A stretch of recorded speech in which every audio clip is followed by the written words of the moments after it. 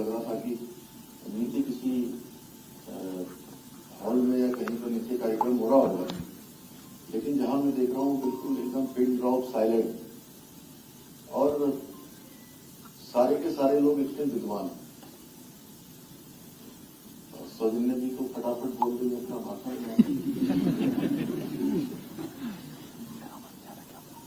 और जब इतने सारे विद्वान बैठे हों, क्यों भी काफी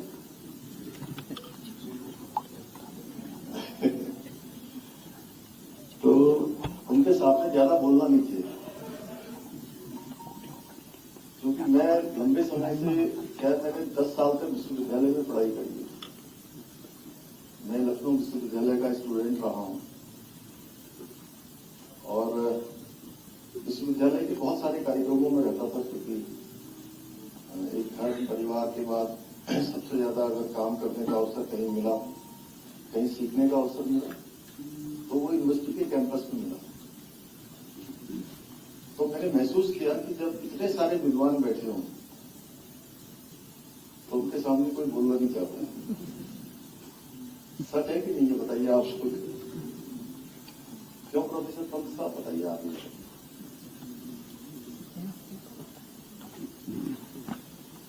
लेकिन फिर भी आप सब लोगों ने बुलाया है, तो हमारे शास्त्रों में कहा गया है, अस्तो मां सत्य में तमसो मां ज्योति में, अर्थात सत्य की निरंतर खोज करते रहना ही विज्ञान है। विज्ञान चिरंतर है, विज्ञान सूक्ष्म है, विज्ञान व्यापक है। और जब दुनिया के लोग ज्ञान विज्ञान के बारे में नहीं जानते थे, तब हमारे देश में पुष्पक विमान के बारे में वाल्मीकि जी ने जो है उस समय लिख दिया। महाभारत जब शुरू हुआ, मैं थोड़ा इससे अलग बोल रहा हूं, चित चल रहा है। तो जब महाभारत हुआ तो महाभारत में एक अस्त्र आया था, ब्रह्मास्त्र।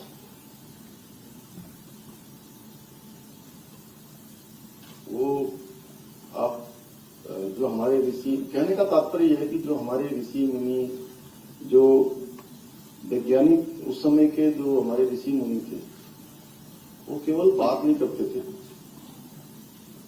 उनके हर क्रिया के पीछे, हर काम के पीछे एक वैज्ञानिक, जो आज हमारे शोध करने के बाद चीजों को ला रहे हैं, वो उस समय भी विज्ञानी थे।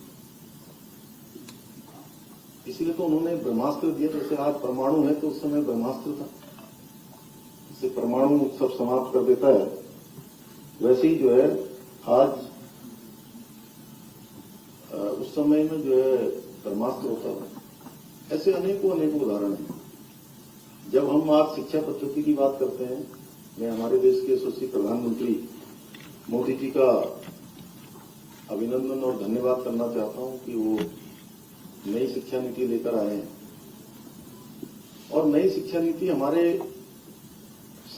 संस्कारों से, हमारी संस्कृति से, हमारे आने वाले समय के शोध विकास सबसे जुड़ी हुई है। तो सब में आप सब लोगों ने, अधिकांश लोगों ने भाग लिया होगा। लेकिन जब देश, दुनिया के लोग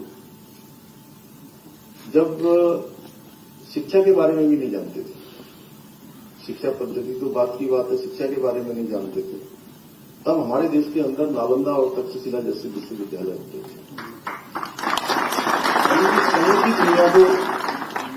समूची दुनिया को ज्ञान देने का काम, विज्ञान देने का काम, समूची दुनिया को एक दर्शन देने का काम किसी भूमि ने किया है, तो वो हमारी ये भारत भूमि है, जिसको हम केवल जमीन का टुकड़ा नहीं मानते। अभी अभी आप लोगों ने, बहुत लोगों ने इसमें से पृथ्वीराज चौहान फिल्म देखी होगी। नहीं देखी हो तो देख लीजिएगा। हमने यहां उत्तराखंड में उसको टैक्स फ्री भी कर दिया है ना। तो उसमें मैं देख रहा था कि जब एक बार पराजित होने के बाद दोबारा से जो है वो दिल्ली पर और वहां पर जब हमले की आक्रमण की तैयारी कर रहे थे और जब युद्ध चल रहा था, तो हालांकि बाद में छद्म युद्ध हुआ और छद्म युद्ध होने के बाद रात के समय में जो हुआ उस पिक्चर में पूरा दिखाया गया है। तो उनका कहना था कि हम भारत के लोगों को हरा नहीं सकते, भारत के लोगों को हम डिगा नहीं सकते, उनको पीछे नहीं कर सकते, क्योंकि वो जिसको हम एक जमीन का टुकड़ा समझते हैं, वो कहते हैं हमारी मां है, अपनी मां को कैसे जाने देंगे, अपनी मां के ऊपर कैसे आक्रमण करने देंगे, अपनी मां पर कैसे किसी को आने देंगे। तो इसलिए इनके अंदर एक अलग प्रकार का जो इनका भाव है, यही हमें पूरी दुनिया से अलग बनाता है। आज साइंस एंड टेक्नोलॉजी की बात है, तो हमारे देश के प्रधानमंत्री मोदी जी के नेतृत्व में आप सब लोगों ने, हमारे देश के वैज्ञानिकों को मैं बधाई देना चाहता हूं कि उन्होंने जब हमारे देश के अंदर भी संकट आया, पूरी दुनिया के अंदर संकट आया, तो उस संकट से निपटने के लिए एक वैक्सीन नहीं, दो स्वदेशी वैक्सीन बनाई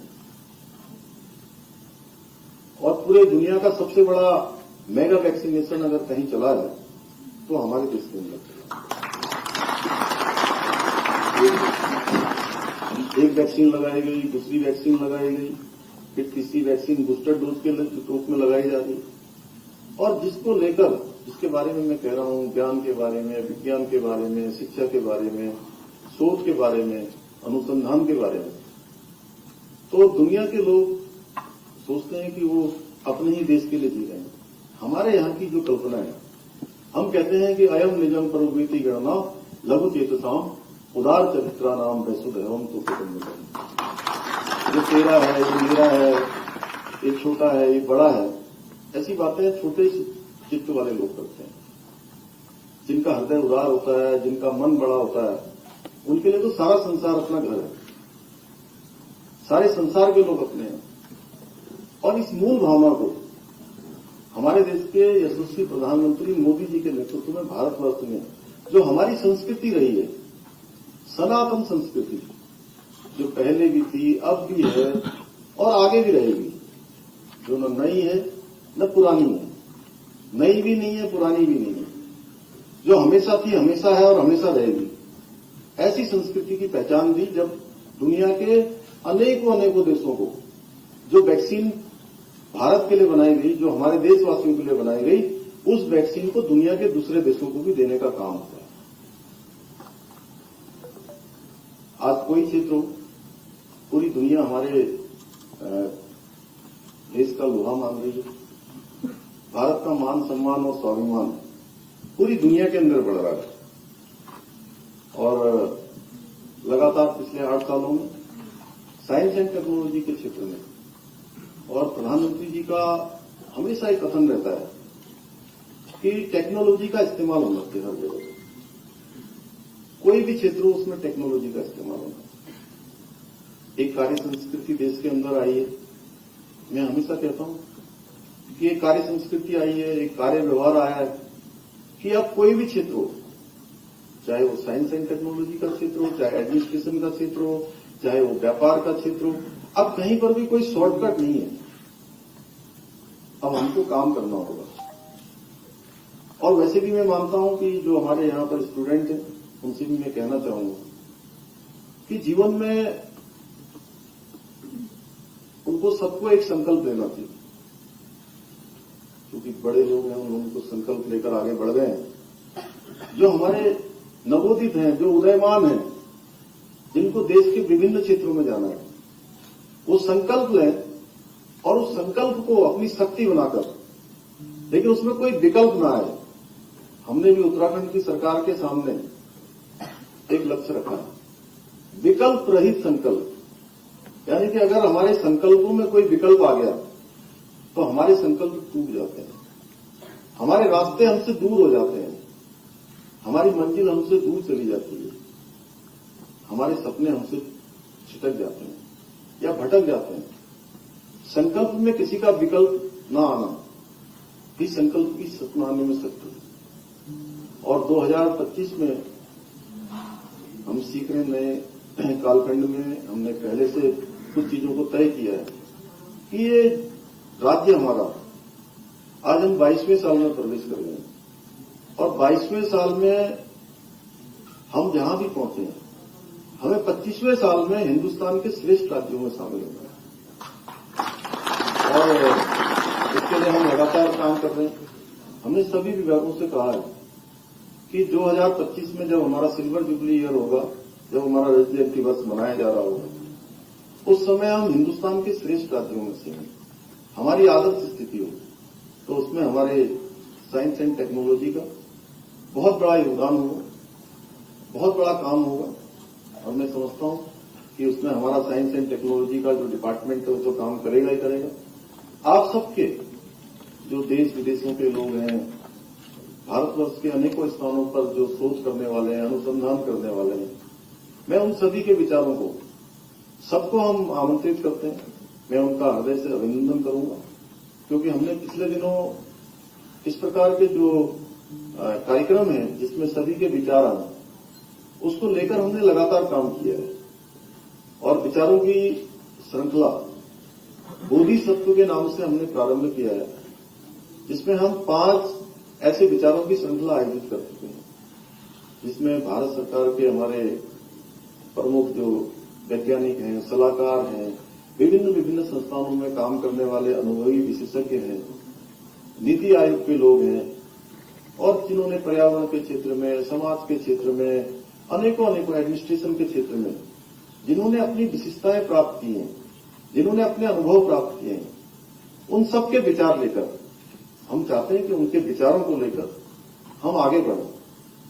अभी हमारी सौजन्या आप कह रहे थे कि अभी फाइनेंस सेक्रेटरी दिल्ली में भी है, तो ये इस बार का जो हमने बजट हमारा उत्तराखंड का हम लाए हैं, उस बजट में हमने कोशिश करी है, हालांकि चूंकि चुनाव और बीच में आचार संहिता होने के कारण से इस बार पूरा बजट जो मार्च में आता है वो लेखानुमान के रूप में आया था और पूरा बजट अब जून के महीने में हमने उसको लाया है, विधानसभा ने उसको पारित किया है। तो उसमें भी हमने कोशिश करी कि सबकी जन सहभागिता से, सबके विचारों से, सबके संवाद से उस बजट को बनाया जाए और बजट हमारे समाज के अंतिम छोर में खड़े हुए लोगों को, खड़े हुए व्यक्तियों को कोई न कोई उनके जीवन को आगे बढ़ाने में सहायक सिद्ध हो, राज्य को आगे बढ़ाने में सहायक हो। ऐसा बजट हमने सबके विचारों से, सबके संवाद से बनाया है।